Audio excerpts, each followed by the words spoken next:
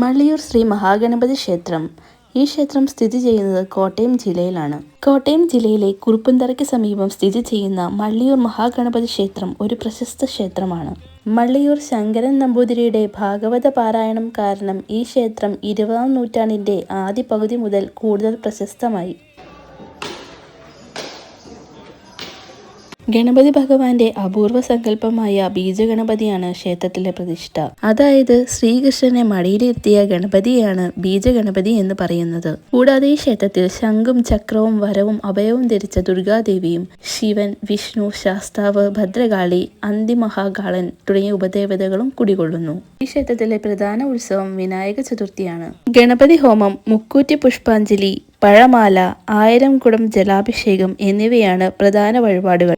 അപ്പോൾ ഇന്നത്തെ വീഡിയോ ഇത്രയേ ഉള്ളൂ. നിങ്ങൾക്ക് ഇഷ്ടപ്പെട്ട ഒന്ന് ലൈക്കും അതുപോലെ സബ്സ്ക്രൈബ് ചെയ്ത് സപ്പോർട്ട് ചെയ്യണേ. അടുത്ത വീഡിയോയിൽ ഉടനെ വരാം.